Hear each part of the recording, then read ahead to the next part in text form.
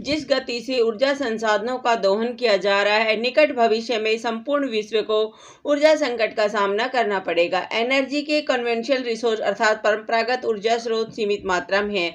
हमें गैर परंपरागत स्रोतों के उपयोग को बढ़ावा देना होगा। ऊर्जा किसी मनुष्य की कार्य करने की क्षमता को कहते हैं। ऊर्जा भोजन से मिलती है। जिस प्रकार मोटर, ट्रेनों आदि के संचालन के लिए खनिज तेल या विद्युत की आवश्यकता होती है, ठीक उसी तरह मनुष्य को भोजन जिन संसाधनों से हमें ऊर्जा प्राप्त होती है उन्हें हम ऊर्जा के स्रोत कहते हैं। उन्हें ऊर्जा के परंपरागत स्रोत एवं जीवाश्म ईंधन भी कहा जाता है। ऊर्जा के ये परंपरागत स्रोत सीमित हैं। यदि हम इनका सावधानी से प्रयोग नहीं करेंगे तो हमारे सामने विकट समस्या पैदा हो जाएगी। चूंकि इन्हें प्राकृतिक रूप से निर्मित होने में लाखों वर्षों का समय लगता है। आज जिस तरह से संसाधनों का दोहन हो रहा है, यदि इसी तरह आगे भी दोहन होता रहा तो 2050 तक पृथ्वी पर इन संसाधनों का अभाव हो जाएगा। ऊर्जा के संसाधनों की इसी कमी को ऊर्जा संकट कहा जाता है। ऊर्जा संकट के समाधान के लिए इसके वैकल्पिक स्रोतों की तलाश की गई है। इन्हें ही हम ऊर्जा के गैर परंपरागत स्रोत कहते हैं। सौर ऊर्जा, पवन ऊर्जा, बायोगैस, भूतापीय ऊर्जा इत्यादि ऊर्जा के गैर परंपरागत स्रोत हैं। सौर ऊर्जा सूर्य ऊर्जा का असीमित भंडार है। इससे सौर ऊर्जा हमें प्रकाश एवं ताप दो रूपों में मिलती है। इसका प्रयोग हम दो प्रकार से कर सकते हैं, सौर फोटोवोल्टेक और सौर तापीय। सूर्य के प्रकाश को सीधे विद्युत में परिवर्तित कर या इसके ताप का सीधा प्रयोग कर हम सौर ऊर्जा से लाभान्वित हो सकते हैं। सौर ताप यंत्रों का प्रयोग पानी गर्म करने, खाना बनाने, विद्युत उत्पादन इत्यादि कार्यों में होता है। सौर फोटोवोल्टेक प्रणाली में सौर ऊर्जा के प्रयोग की उच्च क्षमता विद्यमान है। यह प्रणाली सौर ऊर्जा को सीधे विद्युत ऊर्जा में परिवर्तित कर देती है। पवन ऊर्जा वायु से प्राप्त ऊर्जा को पवन ऊर्जा कहा जाता है। पवन ऊर्जा के लिए प्राय पवन चक्की का प्रयोग किया जाता है। जल विद्युत ऊर्जा का एक प्रमुख गैर पारंपरिक स्रोत है। ऊर्जा संकट की समस्या के समाधान के लिए आधुनिक ऊर्जा में जल विद्युत को भी विशेष महत्व दिए जाने की आवश्यकता है।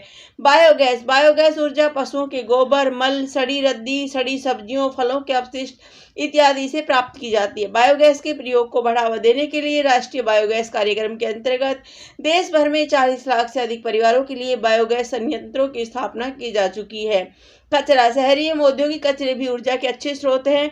बायोमीथेन एवं RDF कचरा प्रबंधन प्रौद्योगिकी के आधार पर निर्मित संयंत्रों के माध्यम से इनसे विद्युत उत्पन्न किया जा सकता है। भूतापीय ऊर्जा पृथ्वी की ऊपरी सतह के नीचे अनेक स्थानों पर ऐसी चट्टानें हैं जिनके नीचे उच्च स्तरीय ताप पाया जाता है।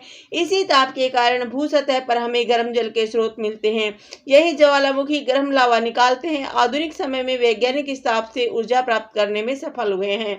समुद्री ऊर्जा के विभिन्न रूपों में समुद्री लहरें, समुद्री ताप ऊर्जा परिवर्तन, ज्वार भाटा इत्यादि शामिल है। बायोडीजल आजकल ऊर्जा के गैर पारंपरिक स्रोत के रूप में बायोडीजल के प्रयोग में वृद्धि हुई है। इसका व्यापक प्रयोग ऊर्जा संकट का एक अच्छा समाधान हो सकता है। बायोडीजल बनाने के लिए सोयाबीन, अलसी, अरंडी जैसे कृषि अन्य उत्पादों से वसा या वनस्पति तेल का प्रयोग किया जाता है। बायोडीजल वह वैकल्पिक ईंधन है जो पूरी तरह से जलकर ऊर्जा देता है। निस्संदेह पृथ्वी पर मौजूद सभी प्राकृतिक संसाधन सीमित मात्रा में है। विश्व की जनसंख्या दिनों दिन बढ़ती जा रही है। सभी प्राकृतिक संसाधनों पर निर्भर है। मनुष्य को निर्भरता खत्म करते हुए गैर परंपरागत ऊर्जा के साधनों का उपभोग करना होगा। इसके लिए लोगों में जागरूकता फैलानी होगी। गौरतलब है कि भारत में गैर परंपरागत ऊर्जा स्रोत मंत्रालय नई एवं पुनरुपयोगी ऊर्जा प्रणालियों तथा युक्तियों से संबंधित सभी मामलों के लिए भारत सरकार की नोडल एजेंसी का कार्य करता है। ऊर्जा के पुनरुपयोगी उपकरणों एवं उनकी प्रणालियों की बिक्री को बढ़ावा देने के लिए तथा ऐसी प्रणालियों और प्रविधियों की मरम्मत एवं रखरखाव के उद्देश्य से देश के विभिन्न कस्बों एवं नगरों में 6 ऊर्जा दुकानें खोली गई है। देश में उपलब्ध सौर, पवन, बायोगैस और लघु जल विद्युत जैसे ऊर्जा के नवीकरणीय स्रोतों से लाभ उठाने की दिशा में अच्छी प्रगति हुई है। इसके माध्यम से देश में प्रतिवर्ष ऊर्जा की कुल संस्थापित क्षमता से लगभग 8% से अधिक ऊर्जा का उत्पादन हुआ है। यह हम सब के लिए अच्छी बात है।